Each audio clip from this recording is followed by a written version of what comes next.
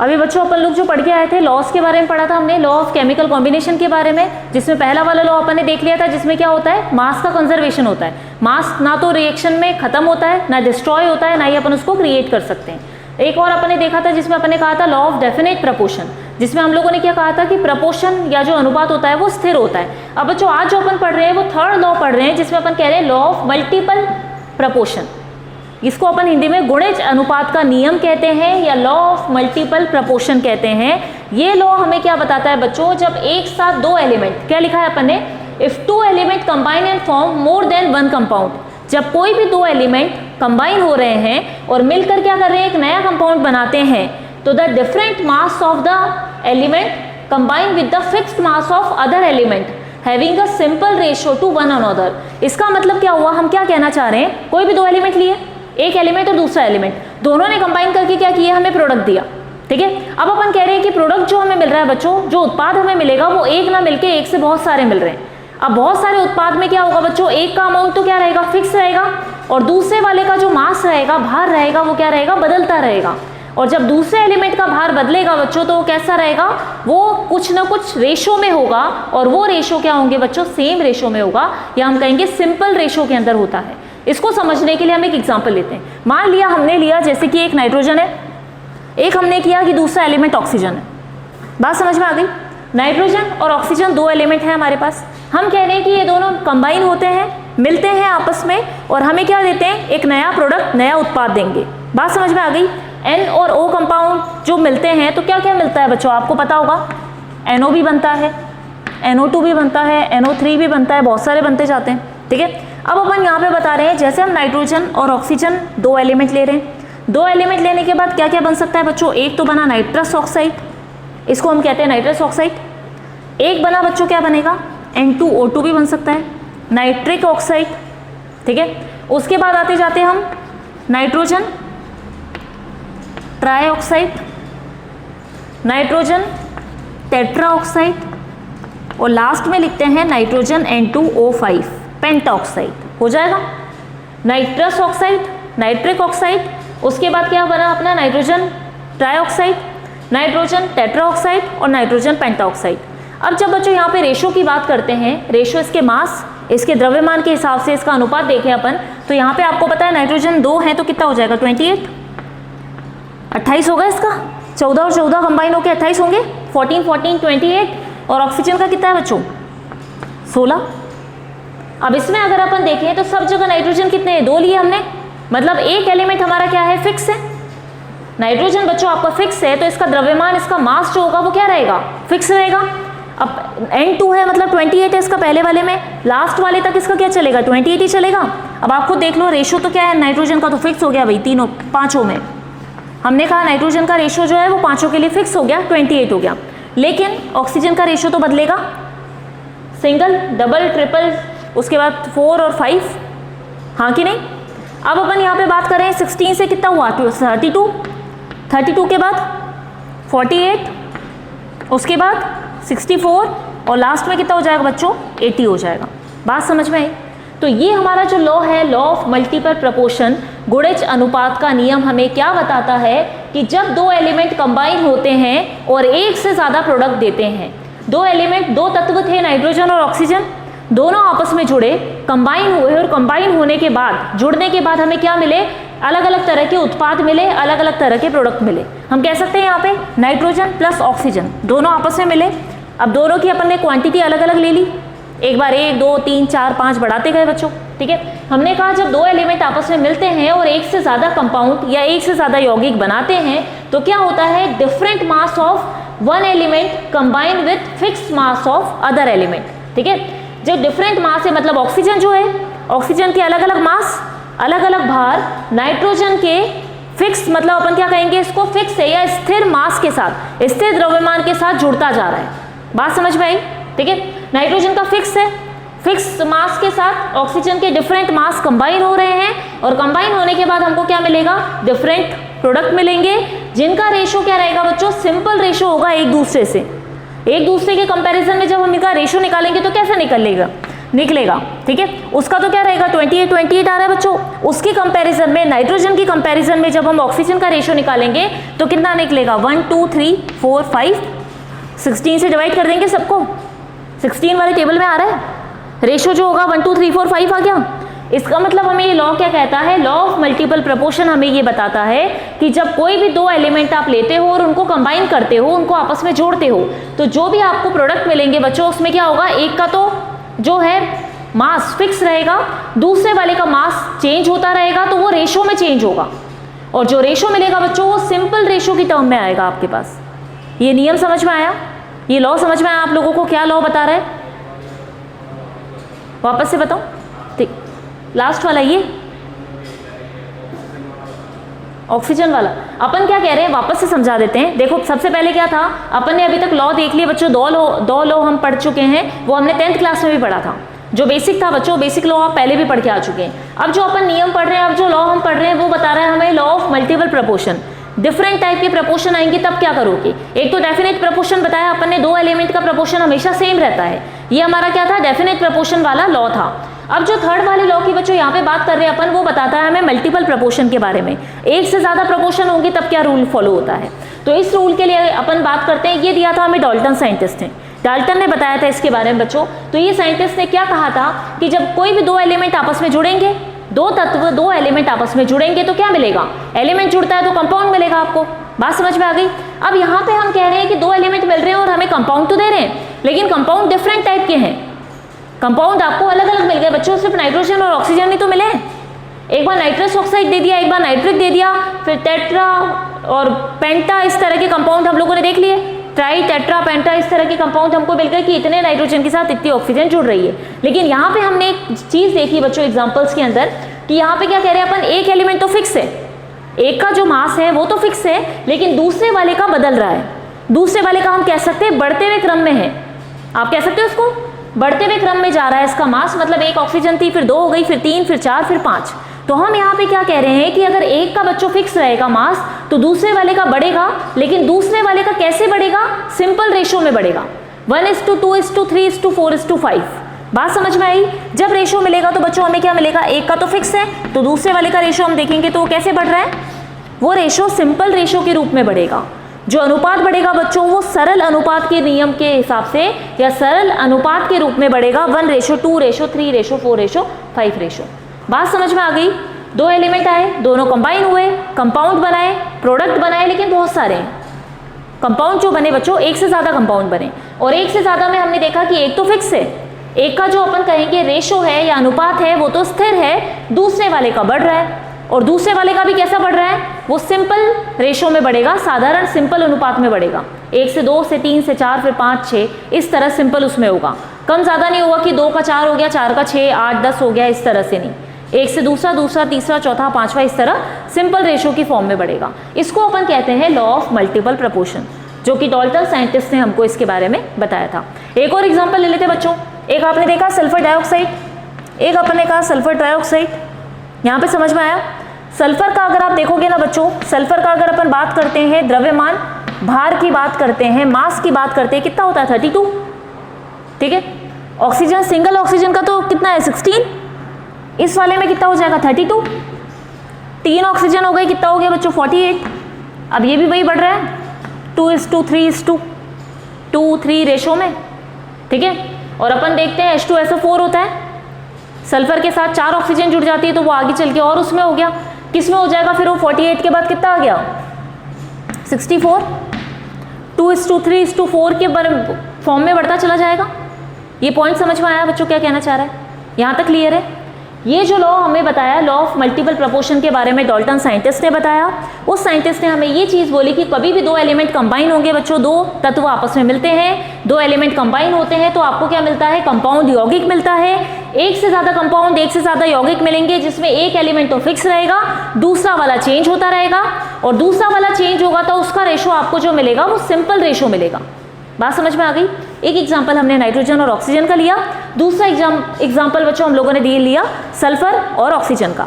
Sulphur का जैसे हमने देखा कि दोनों कंपाउंड में सल्फर तो फिक्स है, सल्फर का द्रव्यमान या सल्फर का मास जो है वो फिक्स है बच्चों, लेकिन ऑक्सीजन का बढ़ रहा है। ऑक्सीजन एक बार 2 थे, फिर उसके बाद 3 हो गए, लेकिन इसका मास कैसे बढ़ेगा? सिंपल रेशो की फॉर्म में बढ़ेगा। अब ये जो रेशो आया हमारे पास क्या निकल के आया? 2:3। बात समझ में आ गई? अब चले अपन नेक्स्ट वाले नियम पे। अब फोर्थ वाला नियम जो बच्चों हमें कहता है वो क्या कहता है? Law of reciprocal proportion. Reciprocal proportion व्युत्क्रम अनुपात का नियम बताता है। क्या चीज होती है ये रिचर्ड साइंटिस्ट ने दिया था हमें, रिचर्ड साइंटिस्ट ने इसके बारे में बताया। अब उन्होंने क्या बताया उसको समझने से पहले यहाँ पे देखो बच्चों, अपन क्या करते हैं, इसको डायग्राम के थ्रू देख लेते हैं, ठीक है। अब यहाँ पे देखना आप, यहाँ पे कार्बन है, यहाँ पे ऑक्सीजन है, यहाँ पे हाइड्रोजन है। बात समझ में आई? 3 एलिमेंट है बच्चों आपके पास। इसमें भी 3 एलिमेंट के बारे में बात करी इसने, A, B एंड C।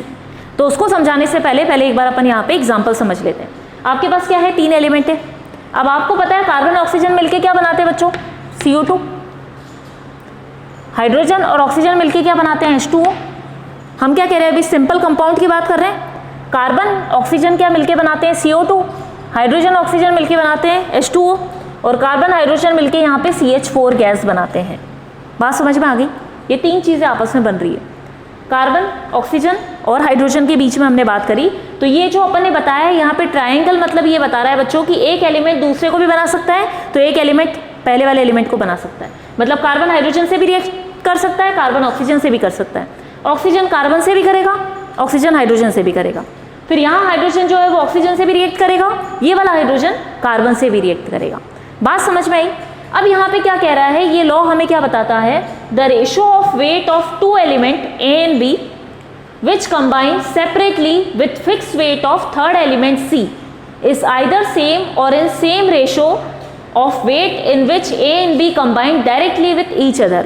इसका मतलब क्या कहना चाह रहा है बच्चों? मान लेते हैं अपन ये 2 कंपाउंड है जैसे कार्बन ऑक्सीजन, इन दोनों की अपन बात करते हैं तो अपन क्या बताते हैं? कार्बन A और B है, ठीक है, और ये C यहाँ पे हाइड्रोजन आ गया। तो हम यहाँ पे कह रहे हैं कि कार्बन और ऑक्सीजन जो आपस में मिलेंगे, बॉन्ड बनाएंगे, तो बॉन्ड बनाने के बाद इन दोनों के बीच का जो बॉन्ड बनेगा वो कैसा बॉन्ड बनेगा बच्चों? इनका जो वेट होगा वो क्या होगा? फिक्स होगा। यहाँ हम कह सकते हैं इनका द्रव्यमान, इनका मास जो है बच्चों फिक्स है, ठीक है, फिक्स है, स्थिर है। तो जो मास इनका यहाँ पे फिक्स आ रहा है इन दोनों का और इन दोनों का, वो तीसरे वाले एलिमेंट के साथ भी सेम रहेगा। यहाँ हम कह सकते हैं ऑक्सीजन जो है वो कार्बन के साथ जो बॉन्ड बनाती है और ऑक्सीजन हाइड्रोजन के साथ जो बॉन्ड बनाती है, जो इनका रेशो आएगा वो इन दोनों रेशो के बराबर होगा। कैसे होगा उसको समझते हैं अभी अपन। एक बार देखना वापस से, यहाँ पे मैं यहाँ पे बता देती हूँ। जैसे आप एग्जाम्पल समझोगे ना बच्चों, तब आपको आराम से समझ में आ जाएगा लॉ होता क्या है। एक्चुअली इसकी जो परिभाषा अपन कहें, डेफिनेशन कहें, वो थोड़ी टफ है, लेकिन एक बार एग्जाम्पल से समझेंगे तो समझ में आ जाएगी। वापस से वही ट्रायंगल ले लिया हमने, कार्बन, हाइड्रोजन और ऑक्सीजन वाला। ये इसने मिलकर CO2 बनाया, इधर वाटर बना और इधर यहाँ पे आपका CH4 गैस बनता है। अब बच्चों यहाँ पे अपन CO2 की बात कर लेते हैं। जब आप देखोगे CO2 का रेशो अगर अपन बात करें तो कार्बन कितने होते हैं? 12। कार्बन का मास निकालोगे कितना आता है? 12 आता है। और ऑक्सीजन का कितना हो गया बच्चों? 32। हाँ कि नहीं? ठीक है। अब अपन बात कर लेते हैं यहाँ पे H2O की। H2O में कितना है हाइड्रोजन का? 2। हाँ कि नहीं? और इसका कितना आ जाएगा ऑक्सीजन का? 16 आ जाएगा। अगर इसका रेशो निकालो तो रेशो कितना निकल के आ रहा है बताओ मुझे? अगर हम इसको सिंपल में कन्वर्ट करें तो 1:8, ठीक है। और ये किससे जाएगा? 4 से ही डिवाइड होगा। यहाँ पे क्या आ जाएगा? 4 3 सा 12 और इसका कितना आ जाएगा? 4 8 सा 32। सही है। कितना आ जाएगा अगर अपन इसको सिंपल रेशो में बदले? 3:8। बात समझ में आई? अब CH4 के लिए निकालो बच्चों, तो CH4 का कितना निकलना चाहिए? CH4 का आपको कार्बन का पता है कितना है? 12। और हाइड्रोजन कितना हो जाएगा? 8। कितना निकल के आएगा इसका? अगर अपन डिवाइड करते हैं तो 2 से ही डिवाइड करेंगे। हाइड्रोजन का कितना आ जाएगा? 4। और कार्बन का कितना आ जाएगा? कार्बन का 6 आ जाएगा। और भी जाएगा 2 से, और भी हो जाएगा ये 2:3। 2:3 आ जाएगा, ठीक है। अब यहाँ पे देखना क्या कहना चाह रहे हैं अपन। अब बच्चों यहाँ पे देखो अपन ने क्या बात करी थी। हमने कहा कि कार्बन ऑक्सीजन आपस में कंबाइन हुए, रेशो कितना आया? 12:32, मतलब 3:8, ठीक है। 8 यहाँ पे किसके लिए आया? ऑक्सीजन के लिए, ठीक है। हाइड्रोजन में भी अपन ने बात करी H2O के साथ, उसका रेशो कितना आया, 8 का आया, हाँ कि नहीं, ठीक है। तो यहाँ पे जो निकल के आएगा ना बच्चों, कार्बन और हाइड्रोजन के बीच का रेशो आएगा, वो भी कितना आ जाएगा, कार्बन का कितना है 3 और हाइड्रोजन का कितना आ जाएगा आपके पास 1 का रेशो निकल के आएगा। यहाँ पे इसको अपन ने डिवाइड नहीं किया इसको सही से, कितना आ जाएगा इन दोनों के बीच में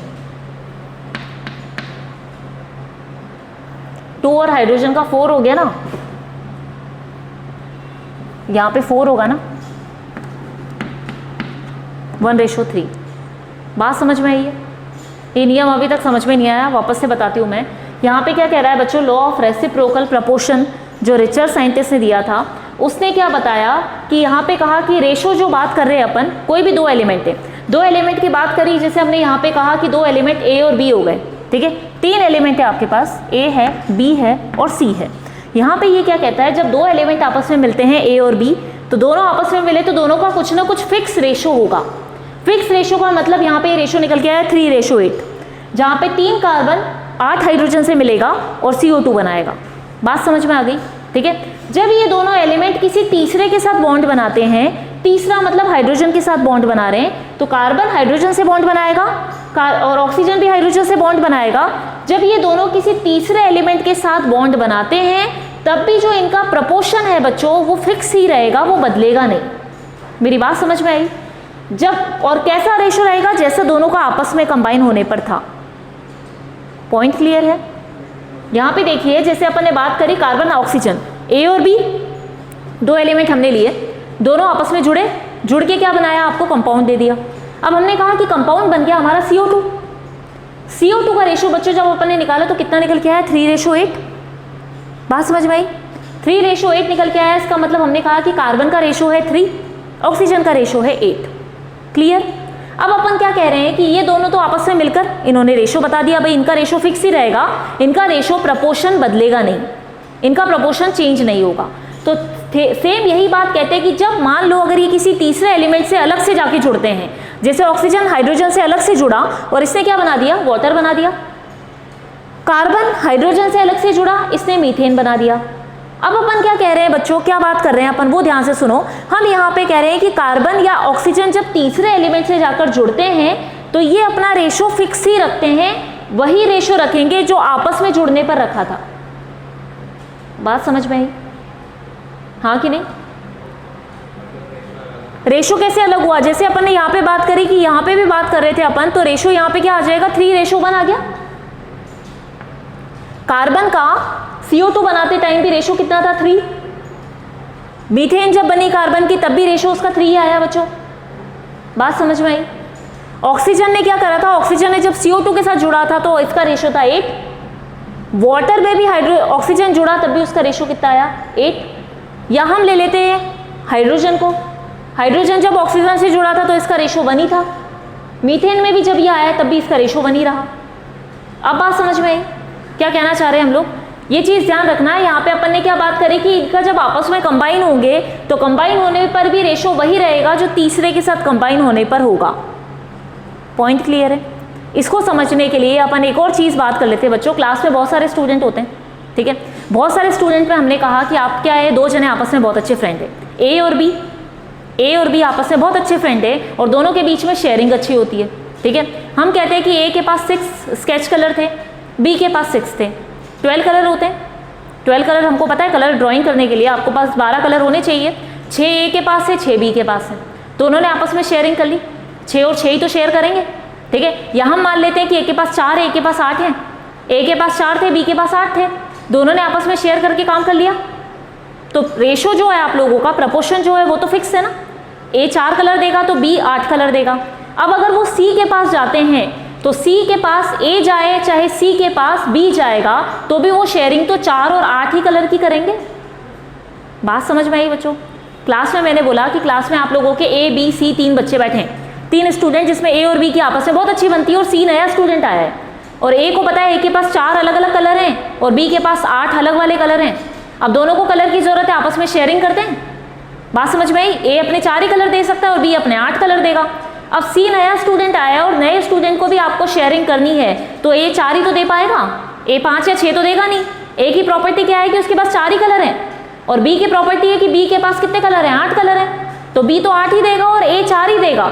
इनका जो रेशो है, इनका जो प्रपोर्शन है वो सेम रहेगा, वो किसी भी कंडीशन में बदलेगा नहीं, क्योंकि उसके पास क्या है, रेशो है। मान लो पेन है उसके पास, पेन या कलर उसके पास 4 ही तो है, A के पास तो 4 ही रहेंगे, B के पास 8 ही रहेंगे। C से जब ये आपस में बॉन्डिंग करेंगे, बात करने की कोशिश करेंगे नए स्टूडेंट से, तो उसको अपने 4 कलर ही तो ऑफर कर पाएगा, दूसरा वाला उसको 8 ही देगा। बात समझ में आई?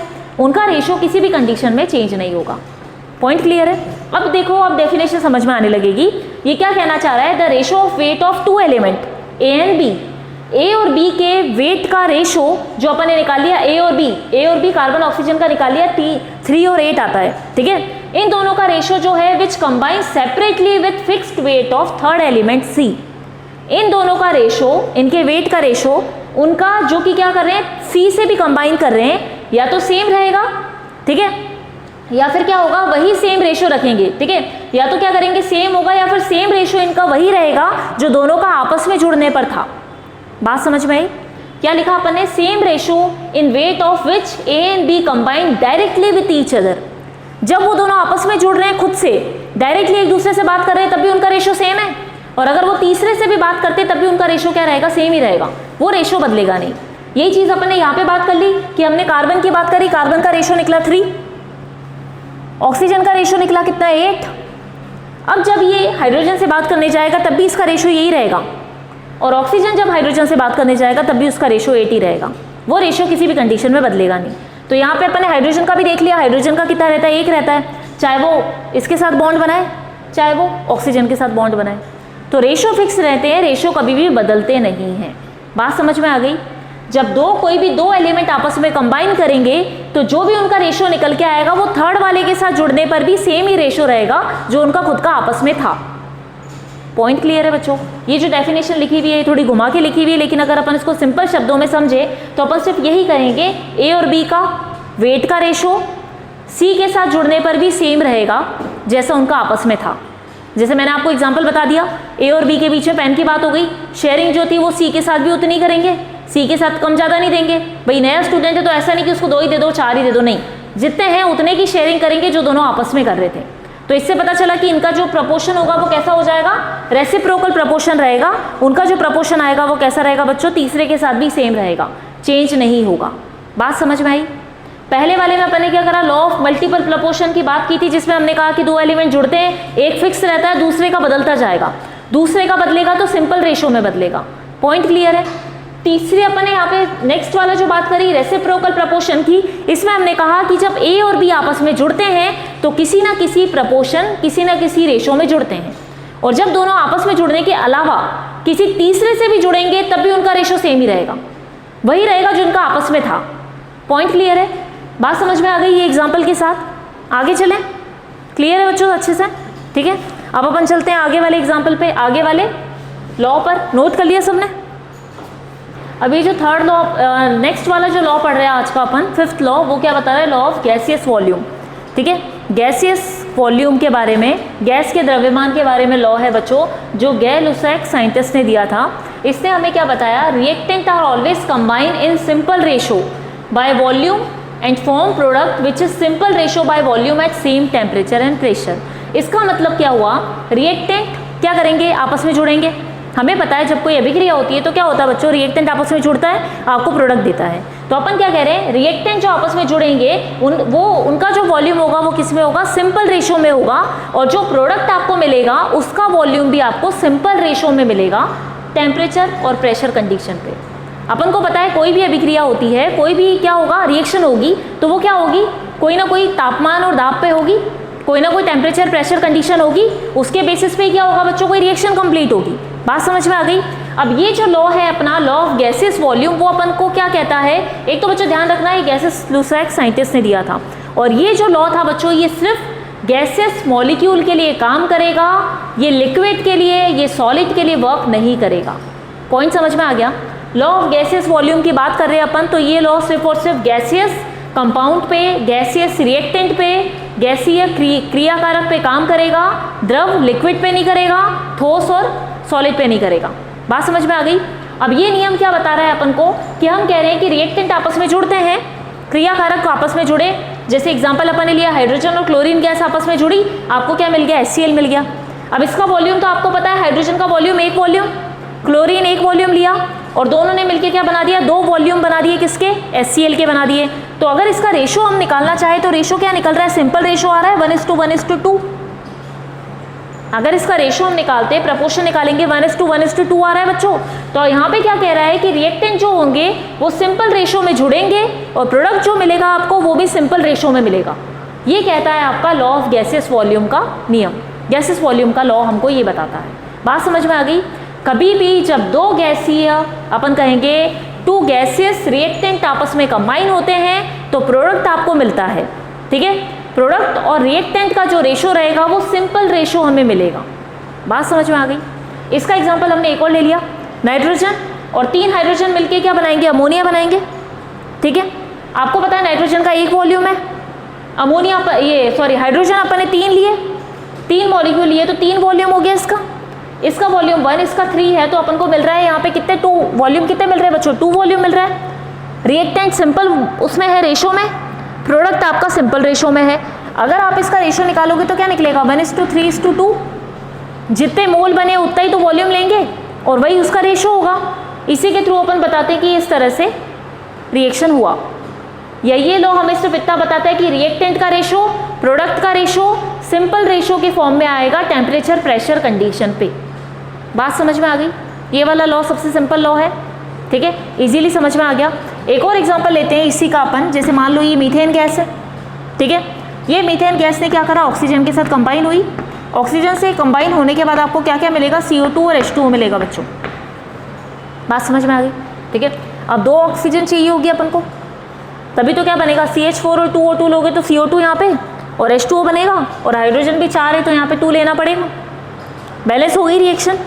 अब यहाँ पे देखना आप लोग कि ये तो क्या है, ये भी गैस है, मीथेन गैस, ऑक्सीजन भी गैस, ये भी गैस है और ये जो प्रोडक्ट हमको मिला है ये प्रोडक्ट क्या है बच्चों, लिक्विड है।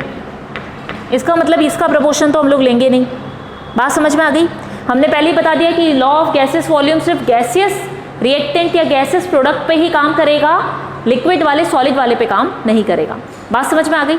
तो हमने यहाँ पे इसको तो नहीं लिया। अब अपन रेशो किस किस का ले रहे हैं, CH4 मतलब 1 रेशो, ऑक्सीजन मतलब 2 रेशो और इसका कितना आ गया है रेशो, 1 रेशो आ गया। मतलब अगर वॉल्यूम में लिखूँ तो क्या लिखूंगी, 1 वॉल्यूम, इसका क्या लिखेंगे 2 वॉल्यूम और इसका 1 वॉल्यूम आपको मिला, सिंपल रेशो आपको मिल गया।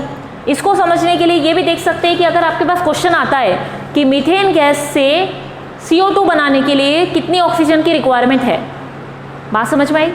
आपके पास ये आ सकता है, मान लो लिख दिया क्वेश्चन कि 100 ml CH4 मीथेन गैस है, उससे आपको क्या बनाना है, CO2 बनाना है। कितना, 100 ml CO2 बनेगा तो उसके लिए कितना ऑक्सीजन की रिक्वायरमेंट होगी। बात समझ में आई, पॉइंट समझ में आया। क्वेश्चन समझना बच्चों, पहले अपन ने बोला कि 100 ml CH4 मीथेन गैस आपके पास है, उससे आपको CO2 बनाना है, ठीक है। या फिर इसका भी वॉल्यूम नहीं दिया हुआ, सीधा आपको बोला कि भाई 100 ml CH4 है, उससे आपको क्या बनाना है, CO2 गैस बनानी है। तो आप ये बताइए कि कितनी ऑक्सीजन की रिक्वायरमेंट होगी, ठीक है। कितनी ऑक्सीजन की रिक्वायरमेंट होगी आप बताओगे, कैसे निकालोगे इसको, अपन ने वॉल्यूम से ही निकाल लेंगे। 1 वॉल्यूम मतलब 100 ml, तो 200 वॉल्यूम चाहिए होगा ऑक्सीजन का, जिससे हमें क्या मिल जाए, CO2 मिल जाए। बात समझ में आ गई। अगर एक रेशो पता है तो दूसरे रेशो को उसी के अकॉर्डिंग रखोगे। 1 वॉल्यूम मतलब 100 ml, तो 2 वॉल्यूम मतलब 200 ml, मतलब 200 ml ऑक्सीजन चाहिए, तब जाके आपको CO2 गैस मिल जाएगी। क्योंकि हाइड्रोजन जो है वो क्या है, वाटर की फॉर्म में है, लिक्विड फॉर्म में है, तो उसको तो काउंट नहीं करते अपन वाटर को, ठीक है। बाकी अपन जो काउंट करेंगे वो इसको करेंगे क्योंकि सारा गैसियस फॉर्म में है और यही गैस के लॉ को फॉलो करेगा। पॉइंट क्लियर हुआ है, बात समझ में आ गई। अब अपन इससे रिलेटेड कुछ एग्जांपल्स देख लेते हैं। मैं एग्जांपल लिख देती हूँ तो आपको और अच्छे से समझ में आ जाएगा, ठीक है। ये समझ में आ गया पूरा लॉ क्लियर है, क्या बोला इसने। तो ये अपन ने अभी तक 5 लॉस पढ़ लिए केमिकल कॉम्बिनेशन के, कि कोई रिएक्शन होती है, कोई केमिकल कॉम्बिनेशन होता है तो उसके कितने लॉ वर्क करते हैं। ये 5 लॉ अभी अपन ने देख लिए बच्चों। तो आज अपन ये बचे हुए 3 लॉस के एग्जाम्पल्स देख लेते हैं कि किस तरीके से ये वर्क करता है, किस तरीके से काम करेगा। मैं क्वेश्चन लिखती हूँ आपको, आप देख लो इसको, फिर अपन इसको सॉल्व करेंगे। मैं क्वेश्चन बता रही हूँ इसके बारे में पहले, ठीक है। यहाँ पर देखना है एक एग्जाम्पल पहले वाले लॉ का। हम 3rd लॉ की बात कर रहे हैं, जो लॉ था हमारा मल्टीपल प्रपोर्शन वाला, ठीक है। मल्टीपल प्रपोर्शन वाले लॉ के लिए हम लोगों ने देखा, अब अपन ने यहाँ पे क्या देखा था, अपन ने क्या कहा था बच्चों, लॉ ऑफ मल्टीपल प्रोपोर्शन अपन ने पढ़ा था, तो उसमें अपन ने क्या बताया था, 2 एलिमेंट होते हैं, 2 एलिमेंट जोड़कर क्या बनाते हैं, अलग अलग प्रोडक्ट बना के देते हैं, ठीक है। अब अपन यहाँ पे क्या कह रहे थे, 2 एलिमेंट अपन काम में ले रहे थे, तो आप लोगों ने देखा होगा कि नाइट्रोजन तो आपका फिक्स था और दूसरा वाला एलिमेंट क्या हो रहा था, आपका चेंज होता जा रहा था, ठीक है। तो यहाँ पे जो अमाउंट होगा वो क्या होता रहेगा, चेंज होता रहेगा, तो उसके अकॉर्डिंग मैं यहाँ पे लिख रही हूँ, आप ये डेटा नोट करते जाना। जैसे मान लो 0.3 ग्राम अपन ने ए ले लिया और ये लिया बी अपन ने 0.4 ग्राम, तो अपन को क्या मिल गया, कंपाउंड आपको मिला 0.7 ग्राम, ठीक है। ए और बी ने कंबाइन होकर एक्स एक आपको कंपाउंड बना दिया, जिसका आपको कितना अमाउंट मिल गया, 0.7 मिला, दोनों आपस में जुड़ गए।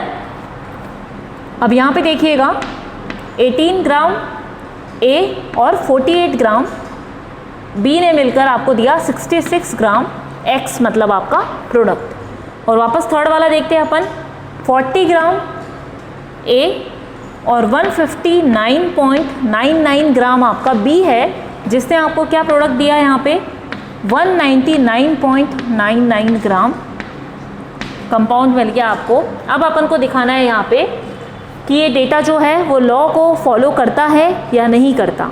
बात समझ में आ गई। अब इसको चेक करने के लिए यहाँ पे देखिएगा कैसे करेंगे अपन। पहले वाले के लिए अगर अपन देखते हैं बच्चों ए और बी का रेशो, तो ए कितना था 0.3, बी कितना था 0.4, ये देखते जाना, ये निकल के आएगा। अब यहाँ देखते जाओ, ये 2-3 कंडीशन है हमारे पास, हमको 3 प्रोडक्ट मिल गए, या हम इसको नाम दे सकते हैं प्रोडक्ट 1, 2 और 3। ए और बी तो वही है, 2 एलिमेंट हमने लिए। क्वेश्चन समझना बच्चों, अपन ने यहाँ पे क्या बोला, एग्जांपल लिया डेफिनेट प्रपोर्शन को समझने के लिए, जिसमें अपन ने बोला था अगर एक एलिमेंट फिक्स रहता है तो दूसरा वाला क्या होता है, चेंज होता है, और उसका रेशो क्या होता है, इंक्रीजिंग ऑर्डर में, बढ़ते हुए क्रम में आता है, 1:2:3:4। अगर वो इस तरह से आता है तो वो लॉ ऑफ डेफिनेट प्रपोर्शन को फॉलो करता है। अब आपके पास एक कंडीशन आ गई जिसमें आपको दिया ए और बी 2 एलिमेंट है और वो क्या कर रहे हैं, प्रोडक्ट बना रहे हैं। अब प्रोडक्ट जो बन रहा है बच्चों, अलग अलग प्रोडक्ट मिल रहे हैं हमको, जैसे अपन ने नाइट्रोजन ऑक्सीजन के साथ देखे थे वैसे हमें अलग अलग मिल रहा है। इस बार आपने ए ले लिया इतना इतना, ए और बी लिया, आपको दूसरा प्रोडक्ट मिला। फिर आपने ए और बी का कंपाउंड बदला तो आपको ये मिला। फिर वापस से आपने ए और बी का क्वांटिटी बढ़ाई, मात्रा बढ़ाई, तो आपको तीसरा प्रोडक्ट मिल गया। अब अपन इन तीनों को देख रहे हैं आपस में कि ये रेशो को फॉलो करते हैं कि नहीं करते। उसके लिए यहाँ पे देखो, ये वाला समझ में आ गया, ए का रेशो इतना और बी का इतना। अब अपन एक का रेशो निकालने के लिए 1 से डिवाइड करते हैं कॉमन चीज़ से। ए को अपन ने फिक्स मान लिया तो इसको इससे डिवाइड किया, 1 रेशो आ गया। दूसरे वालों को भी इससे ही डिवाइड करेंगे, हाँ कि नहीं, ये सही है, नहीं समझ में आया।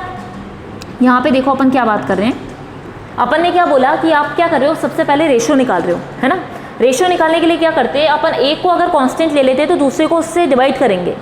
यहाँ पे अपन ने मान लिया ए और बी है, तो अगर आपको रेशो निकालना है तो आप क्या करोगे, अगर इसको इससे डिवाइड किया 0.3 से, तो एक ही अपन ने ले लिया ना, एक नंबर जिससे दोनों को डिवाइड कर रहे हैं, जिसमें एक तो क्या हो गया बच्चों, फिक्स हो गया, और दूसरे वाले का आपको वैल्यू मिल जाएगा।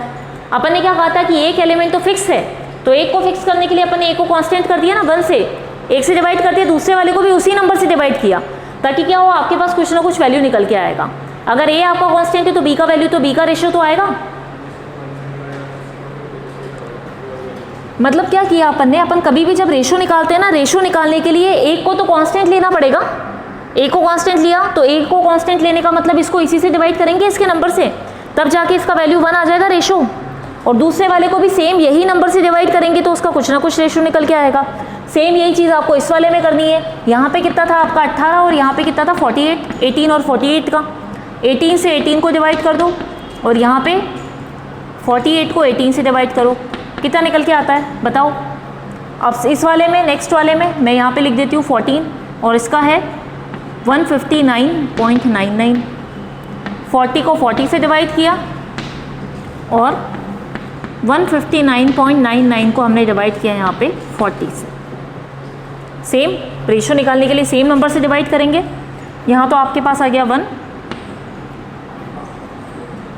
कितनी बार जाएगा इसमें, 18 2 36, 2 टाइम ही जाएगा। 48 में से 36 का है तो 12 बचा, 120।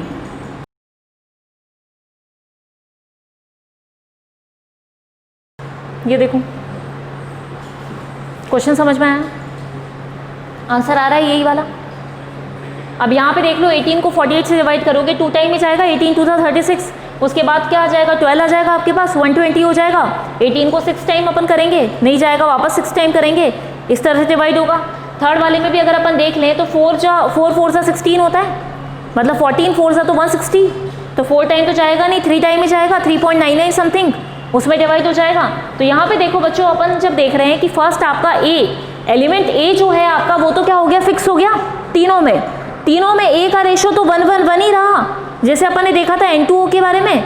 और जब अपन ने बात करी बी के एलिमेंट के बारे में, तो बी का आप देखोगे इसका 1.33, इसी का बढ़ता हुआ 2.66, और इससे आगे बढ़ते हुए जाओगे तो 3.99।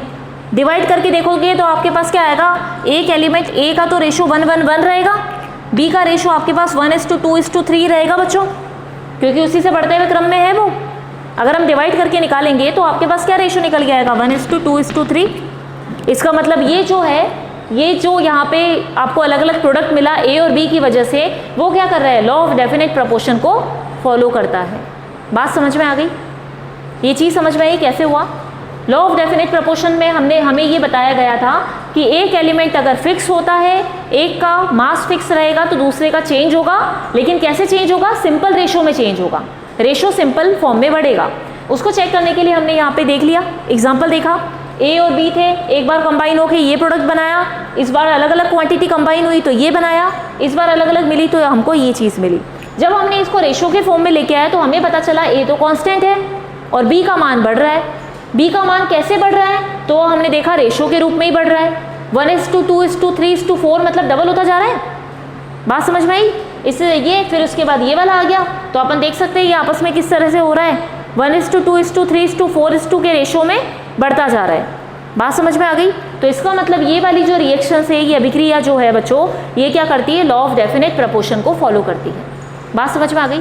डेफिनेट प्रपोर्शन था, क्या था, multiple proportion, law of multiple proportion पढ़ा था अपन ने, उसको फॉलो करती है थर्ड लॉ को, ठीक है, डेफिनेट वाले को फॉलो नहीं करेगी।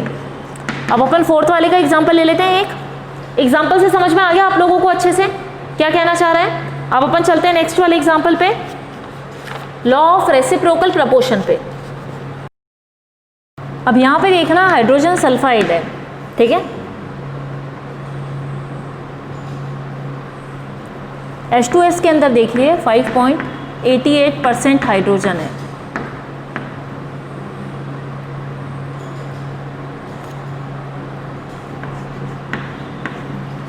H2O के अंदर है 11.11%, और SO2 के अंदर है 50% सल्फर। अब यहाँ पे देखना, यहाँ पे अपन ने देखा कि ये तीनों के अंदर क्या है, अलग अलग आपको परसेंटेज दे दिया। H2S में 5.88% हाइड्रोजन है, वाटर के अंदर 11.11 हाइड्रोजन है, और सल्फर के अंदर 50% सल्फर है। इसमें इतना हाइड्रोजन, इसमें इतना हाइड्रोजन है, ठीक है, इसमें इतना सल्फर है। अब अपन को देखना है ये रेसिप्रोकल प्रपोर्शन वाले रूल को फॉलो करता है कि नहीं करता, तो उसको देखने के लिए यहाँ पे देखिएगा, यहाँ पे क्वेश्चन अपन ने लिया H2S का, H2O का और SO2 का। अपन ने क्या बताया, हाइड्रोजन सल्फाइड के अंदर इतना हाइड्रोजन प्रेजेंट है परसेंटेज में, ठीक है।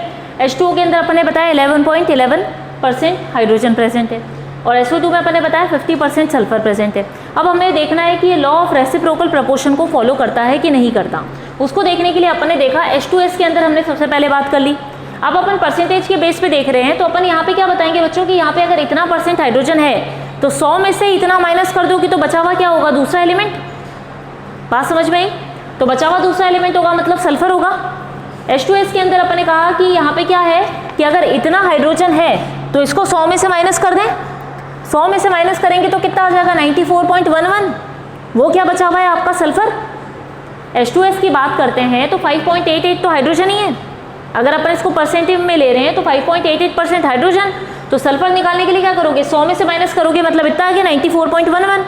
अब अपन ने यहाँ पे बोला कि अगर 5.88 हाइड्रोजन के अंदर इतना सल्फर है तो 1 ग्राम हाइड्रोजन में जो होगा सल्फर कितना होगा कंबाइन होने के लिए। बात समझ में आई, 1 ग्राम का निकालने के लिए डिवाइड होगा। बात समझ में आ रही है ये चीज़। देखो क्या क्वेश्चन दिया हुआ है, क्वेश्चन समझ लो। हाइड्रोजन सल्फाइड है, आपके पास कितना दिया हुआ है 5.88%, ठीक है। H2O 11.11%, SO2 50%। बात समझ में आ गई बच्चों। अब अपन ने यहाँ पे क्या बोला, अपन ने यहाँ पे बात करी, सबसे पहले H2S को उठाया, हमने इसमें देखा कि हाइड्रोजन कितना है 5.88%। मतलब अगर हम इसको ग्राम में ले तो अपन सीधा ले लेते हैं, 100 के अकॉर्डिंग कर रहे हैं परसेंटेज की बेस पे। परसेंटेज की बेस पे अगर अपन कहते हैं कि भाई इतना ग्राम हाइड्रोजन है H2S में, तो फिर क्या होगा, 100 में से इतना माइनस कर दे तो बचा हुआ आपका सल्फर निकलेगा, इतना ग्राम सल्फर है। अब अपन को पता चला कि भाई 5.88 ग्राम हाइड्रोजन को जुड़ने के लिए 94 समथिंग सल्फर चाहिए। 1 ग्राम हाइड्रोजन को जुड़ने के लिए कितना सल्फर चाहिए होगा, डिवाइड करके निकालेंगे। अपन ये मान लेते हैं 5 ग्राम हाइड्रोजन को जुड़ने के लिए 94 सल्फर चाहिए, तो हमने कहा 1 ग्राम हाइड्रोजन को जुड़ने के लिए कितना सल्फर चाहिए होगा, तो आप डिवाइड करके निकालोगे। 1 gram of hydrogen combined with कितने ग्राम ऑफ सल्फर, तो डिवाइड करके निकाला बच्चों, कितना निकला 15.977। ये बात समझ में आई क्या? 5.88, ये 5.88 ऊपर लिखा हुआ था ना, वही है चीज़, ठीक है। बात समझ में आ गई ये चीज़। अब उसके बाद बात करिए हम, वो डिवाइड करके निकालोगे तो उतना कुछ आ जाएगा ना। उसके बाद अपन ने H2O की बात करी। H2O का अपन ने देखा कि इसके अंदर क्या बोल रहे हैं अपन, H2O में हमने कहा 11.11% कितना है आपका हाइड्रोजन है, तो रिमेनिंग जो होगा वो क्या होगा, ऑक्सीजन होगा। माइनस करके निकालोगे सेम ऊपर वाले की तरह, तो हाइड्रोजन यहाँ पे कितना निकला बच्चों, ये 88.89। अब अपन को पता है 11 पॉइंट इतना ग्राम हाइड्रोजन कंबाइन हुआ है इतने ऑक्सीजन के साथ, एक का निकालने के लिए क्या करेंगे, वही डिवाइड करेंगे, तो हमको पता चलेगा 1 ग्राम हाइड्रोजन किससे कंबाइन होता है, 8 ग्राम ऑफ ऑक्सीजन के साथ। ये अपन वाटर वाले में भी देख चुके हैं, ये तो फिक्स है। वाटर वाले में हमें पता है कि 1 हाइड्रोजन 8 ऑक्सीजन के साथ मिलकर जुड़ता है।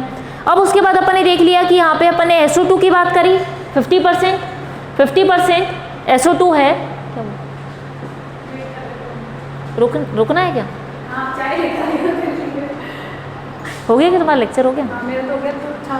एक क्वेश्चन समझाना है इनको, पहले समझा दूँ उसके बाद फिर, है ना, बैठना थोड़ी देर आती हूँ फिर मैं। कितना टाइम?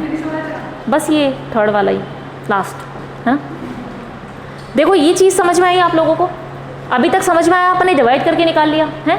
अब अपन 3rd वाले की बात कर रहे हैं SO2 की, तो SO2 में अपन ने कहा 50% सल्फर है ना।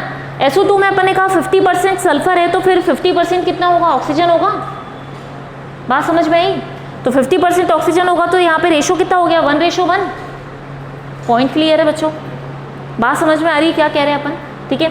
सल्फर का परसेंटेज यहाँ पे कितना निकला, 1 निकला है, और इसका परसेंटेज अपन ने निकाला ऑक्सीजन का, तो कितना निकला, वो भी 1% निकला। मतलब 50%, 50 ग्राम अगर सल्फर है तो 50 ग्राम आपका क्या बचा, ऑक्सीजन बचा। रेशो निकल गया। यहाँ पे जब अपन ने रेशो निकाले तो रेशो कितने निकल के आए, अगर H2S की बात करते हैं, H2S में अगर हम बात कर रहे हैं तो हाइड्रोजन का कितना था 1, सल्फर का कितना निकला 1:15 है क्या, पॉइंट वाली डिजिट लिख देते हैं, मतलब 15.97 समथिंग है ना, इतना आ गया। उसके बाद अपन ने बात करी, ये आपकी बात हो गई किसकी, H2S की बात हो गई। यहाँ पे अपन ने बात करी H2O की, और यहाँ पे अपन बात करेंगे SO2 की। बात समझ में आ रही है ना बच्चों? यहाँ पे अपन ने बात कर ली थी H2S की, ये है ना। अब H2O की यहाँ पे लिख देती हूँ, नीचे की तरफ लिख देती हूँ, है ना। H2O की बात कर रहे हैं अपन, 1:, ये आ गया, तो ऑक्सीजन का कितना निकलेगा, यहाँ पे 8 निकला, किसके लिए, ऑक्सीजन के लिए, ठीक है। अब SO2 की हम बात कर रहे हैं, तो SO2 के लिए अपन ने देख लिया कि ऑक्सीजन का तो कितना आ रहा है, 1:, आ रहा है, लेकिन SO2 का कितना आ रहा है, वो भी 1:, आ रहा है। पॉइंट समझ में आया? अब अपने पास क्या क्या चीज़ें हैं, ये अपन इसको इस तरीके से लिख सकते हैं। सल्फर ऑक्सीजन से जुड़ता है 1:1 की फॉर्म में। ऑक्सीजन हाइड्रोजन से जुड़ता है तो हाइड्रोजन का रेशो यहाँ पे 1 है, लेकिन ऑक्सीजन का कितना है इसके लिए 8, और हाइड्रोजन सल्फर से जुड़ता है तो इसका तो 1 है, लेकिन इसका कितना है 15 समथिंग। बात समझ में आई? तो क्या ये लॉ ऑफ रेसिप्रोकल प्रपोर्शन को फॉलो करेगा?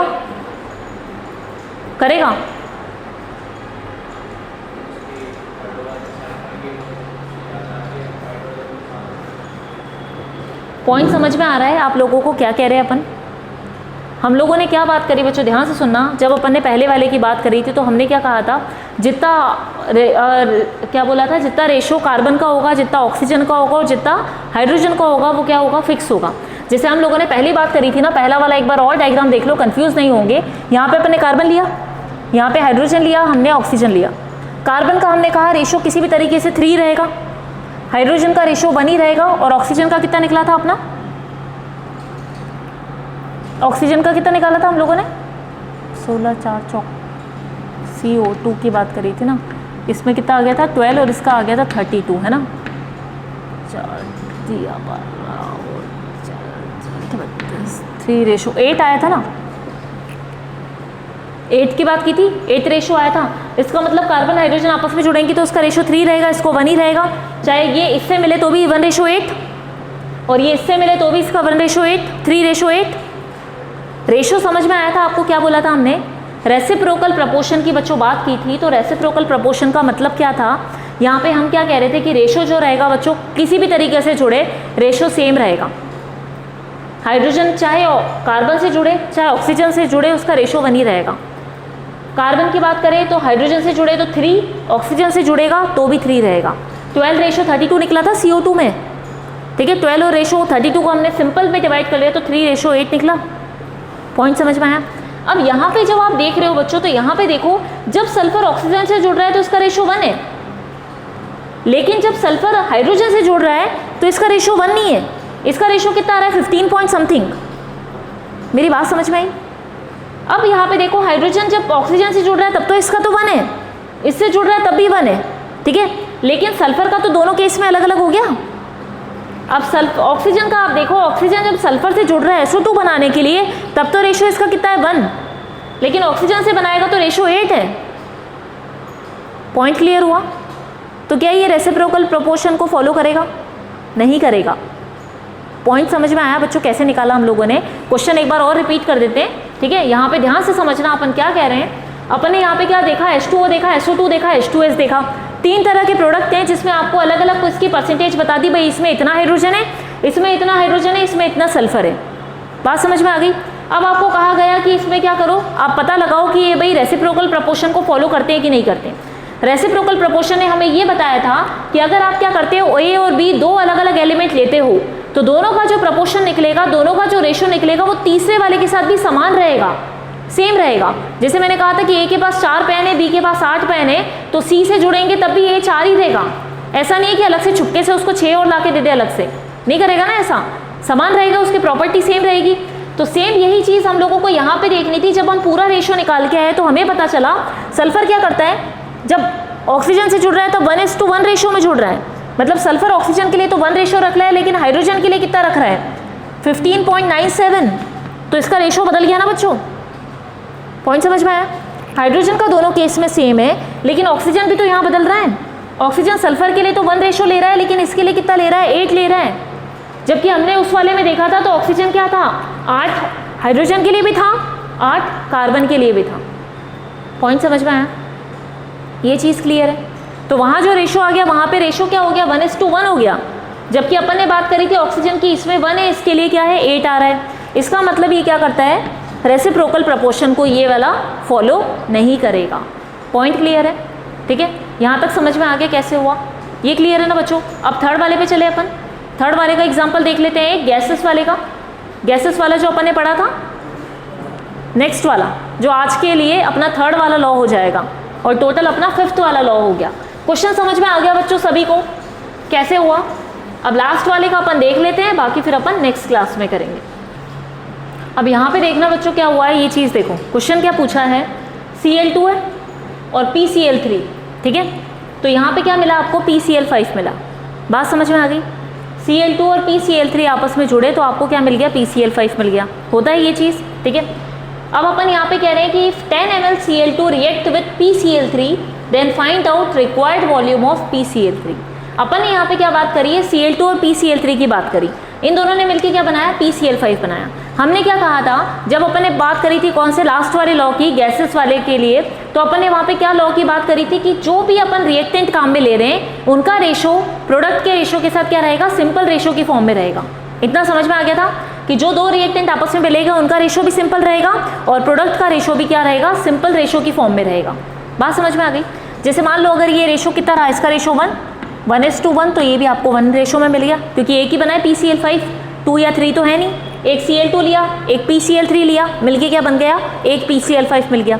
अब यहाँ पे बच्चों ये क्वेश्चन क्या पूछ रहा है कि अगर 10 ml Cl2 अपन ने लिया जो कि कंप्लीटली इसके साथ रिएक्ट कर गया, तो इसकी कितनी रिक्वायर्ड क्वांटिटी रही होगी। अब आप मुझे बताओ 10 ml होगा ये वाला, 20 होगा, 30 होगा या 40 होगा, आप बताएंगे मुझे कि क्या होना चाहिए यहाँ पे। अब ये 10 ml है, ये 20 ml है, ये 30 है या फिर ये 40 ml है। किसकी बात करी हमने, PCl3 की। क्वेश्चन आपको क्या बोल रहा है कि अगर 10 ml Cl2 कंप्लीट रिएक्शन के लिए काम में आ चुका है तो PCl3 की कितनी क्वांटिटी आपने ली है, PCl3 कितना काम में आया होगा बताइए। ये सेम वही हो गया जो अभी अपन डिस्कस करके आए थे मीथेन और CO2 गैस के लिए। आप सोच के बताओ कि अगर Cl2 और PCl3 रिएक्ट करके PCl5 बनाते हैं तो हम यहाँ पे पूछ रहे हैं कि Cl2 आपने ले लिया 10 ग्राम, ये आपके पास है 10 ml, और PCl3 आपके पास कितना रिक्वायर्ड होगा, 10 होगा, 20 होगा, 30 होगा, 40 होगा।